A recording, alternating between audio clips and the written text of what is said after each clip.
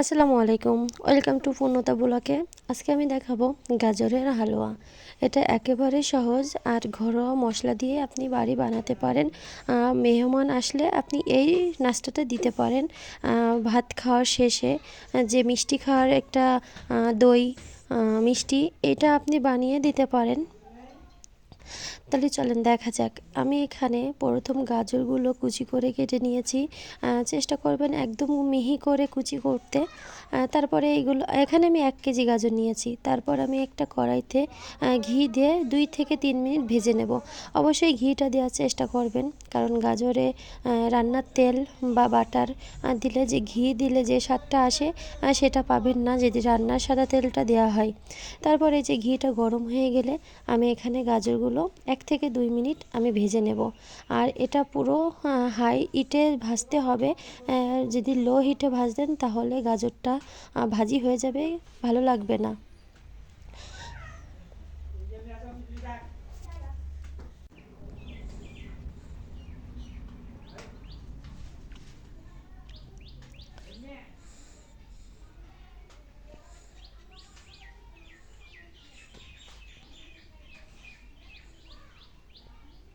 তারপর ভাজি হয়ে গেছে, এর মধ্যে আপনি 2 থেকে 3টা এলাচ দেবেন।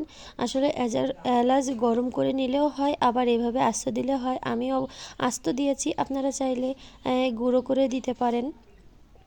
তারপর আমি আবারও কিছুটা নাড়াচাড়া করব।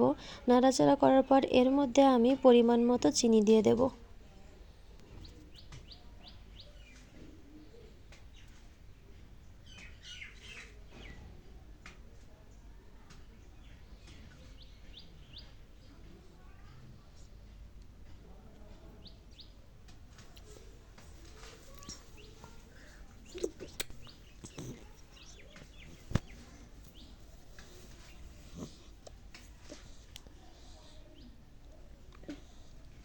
চিনিটা দেওয়ার পরে কিন্তু দেখেন কেমন পানি ছেড়ে দিয়েছে। আর গাজরের পানিটা তো আমি প্রথমেই টেনে নিয়েছি, এই জন্য যে চিনি দেওয়ার পর যাতে বেশি পানি না হয়।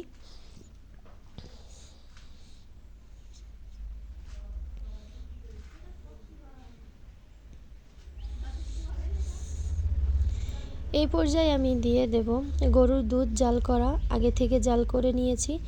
আপনারা চাইলে এখানে কাঁচা দুধটাও দিতে পারেন, কিন্তু কাঁচা দুধটা দেওয়ার থেকে জাল করে ঘন দুধটা দিলে বেশি স্বাদ হয়।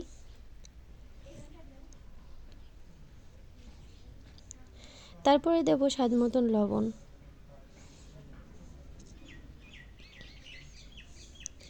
লবণটা দেওয়ার পর আমি বারে বারে নাড়তে থাকবো।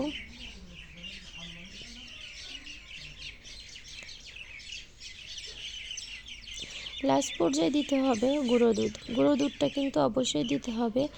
গুঁড়ো দুধটা দিলে এমন মুখের মধ্যে গাজরের হালুয়াটা যখন গালে যাবে তখন এত মানে ভালো লাগবে খেতে।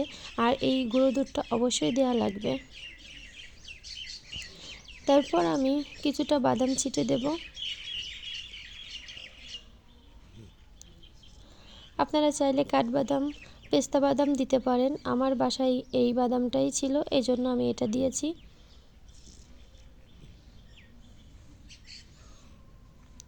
এই যে এভাবে করে টিপে দেখছি যে যখন বুঝতে পারবেন হালুয়াটা হয়ে গেছে তখন এভাবে টিপে দেখবেন। যদি পানি বেরোয় তাহলে মনে হবে যে এখনও অনেকটা জাল করতে হবে। আর যদি গেজে গেজে ঘির একটা ফ্লেভার বুঝতে পারেন তখনই বুঝতেন যে হয়ে গেছে।